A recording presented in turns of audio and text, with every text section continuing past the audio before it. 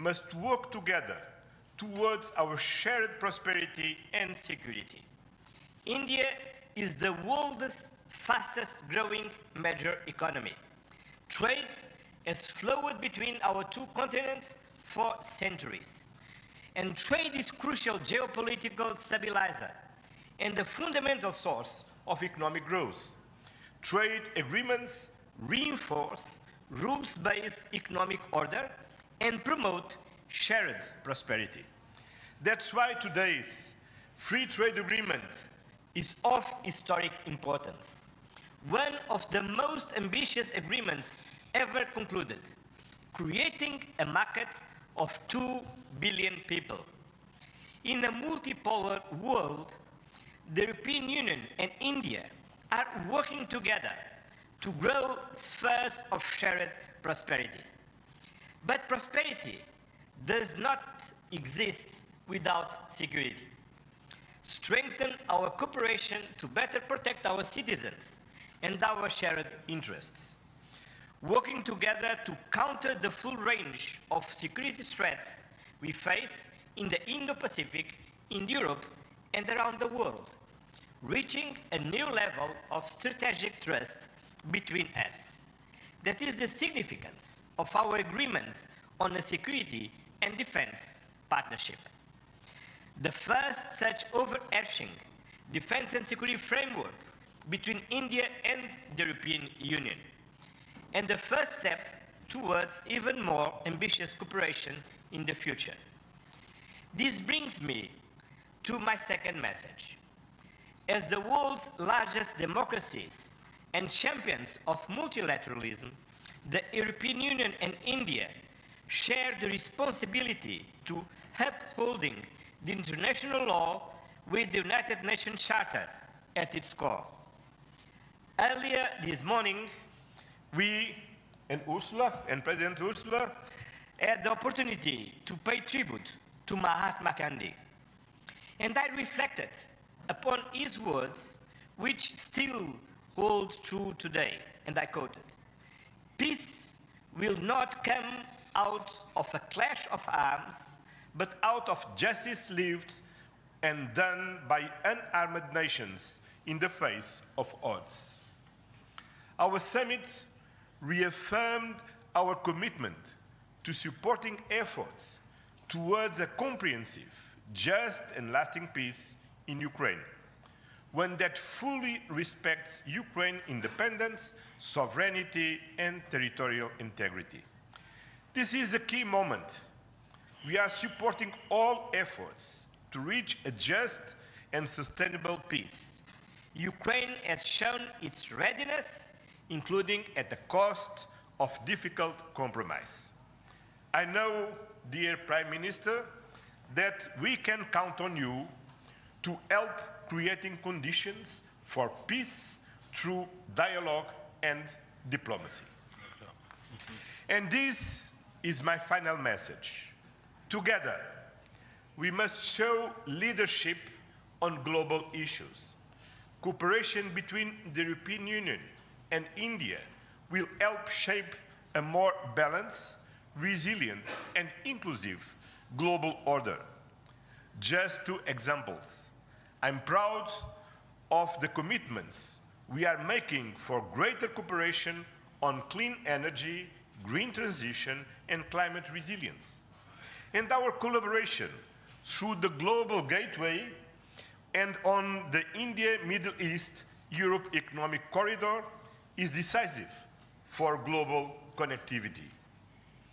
By implementing the ambitious Joint Comprehensive Strategic Agenda towards 2030, we will align our priorities with concrete actions for the next 5 years, delivering real benefits to our citizens. Today, we have tangible progress and set an example of cooperative leadership on global issues with our free trade agreement, our security and defense partnership, and our joint strategic agenda. These outcomes are crucial milestones on the longer path. We look forward to continuing the journey together. as always. Thank you very much.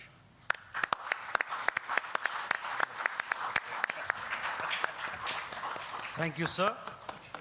May I now request Her Excellency, Ms. Ursula von der Leyen, President of the European Commission, to give her remarks to the media.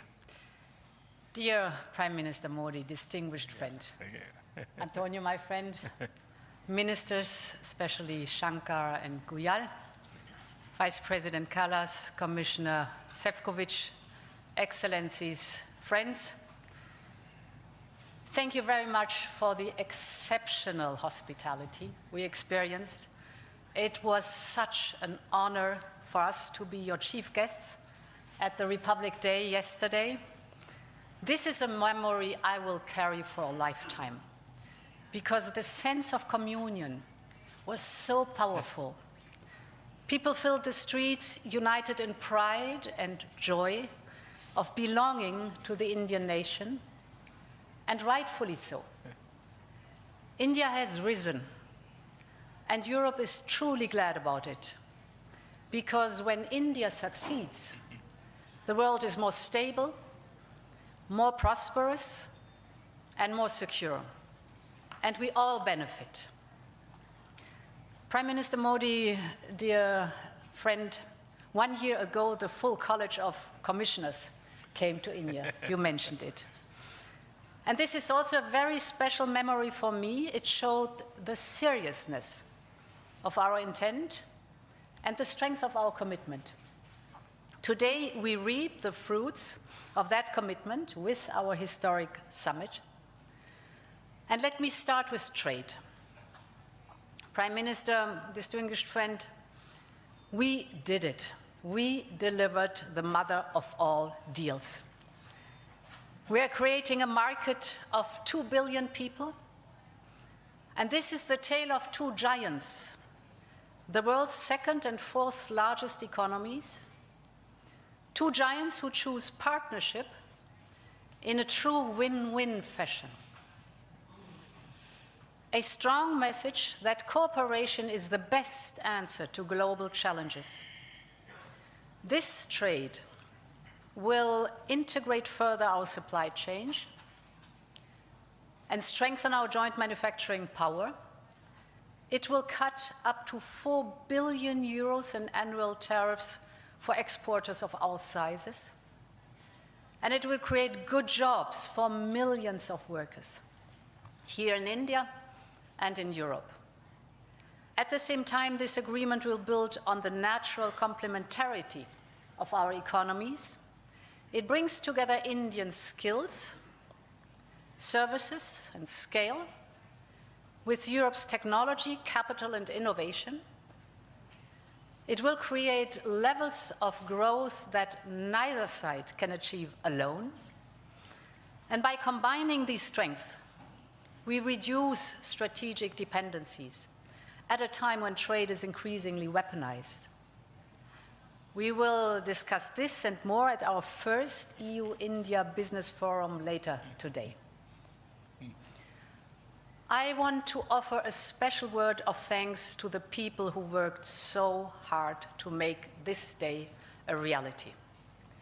Starting with the European Union's Trade Commissioner, Maroš Šefčovič, and his counterpart, India's Commerce Minister, Piyush Goyal. You have done an outstanding work. This is historic, and it would not have been possible without you. I also want to pay tribute to their colleagues, Sabine Weyand and Secretary Rajesh Agrawal. Many others made vital contributions. I congratulate you all. The hard work was worth it. Prime Minister, distinguished friend, we're not only making our economy stronger, we're also delivering security for our people in an increasingly insecure world. And today, the world's two largest economies and democracies launch their first ever security and defense partnership. This is a landmark departure and a trust-based platform for cooperation on the strategic issues that matter most. In doing so, we will help to build each other's resilience. Europe and India have a long history of cooperation in the defense industry. Now we will enhance this teamwork even further. We will deepen our cooperation on maritime security, for example, joint naval exercises to tackle piracy. And we will step up our work on countering cyber and hybrid threats, which are getting more sophisticated by the day.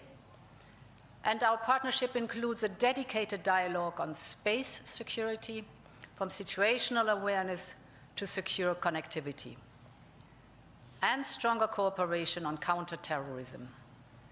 Finally, we are launching negotiations on a security of information agreement. Europe and India have chosen to be reliable partners to one another, and this is how we demonstrate the trust we share. Prime Minister Modi, distinguished friend, I want to turn to innovation, because here too we share core values. The freedom of research and science is paramount for us. Europe and India will always choose science. We will always choose progress, the way forward. We will always choose technology at the service of our people.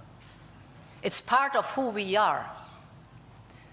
And our cooperation on human-centric, trustworthy artificial intelligence is one of the best examples.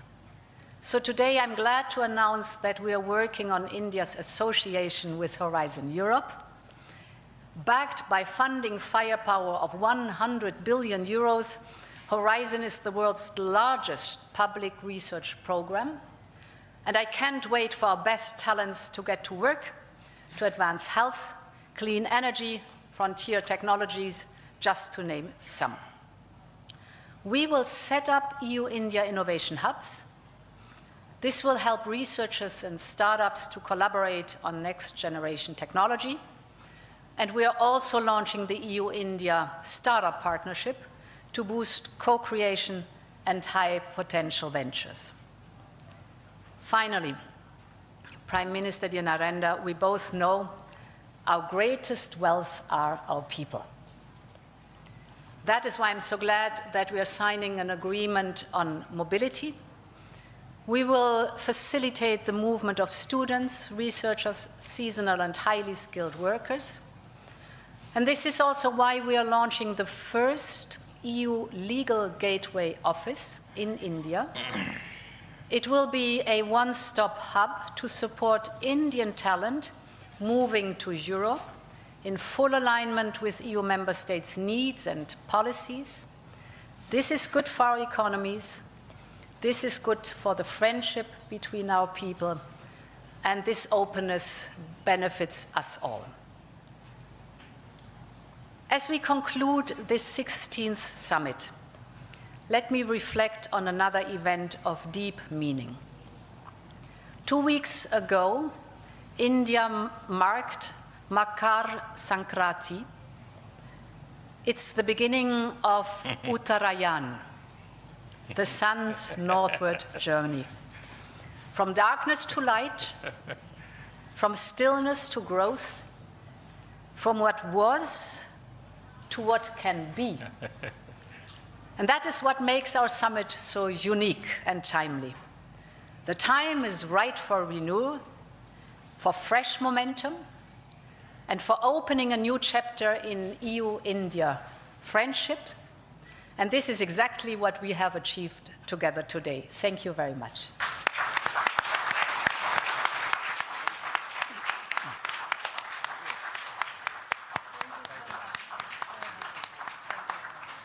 Thank you, Madam. With that, ladies and gentlemen, we conclude the press statements. Thank you very much for your presence.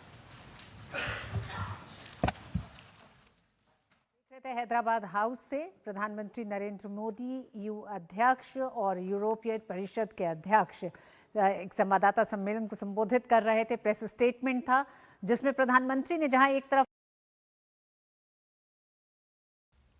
नमस्कार।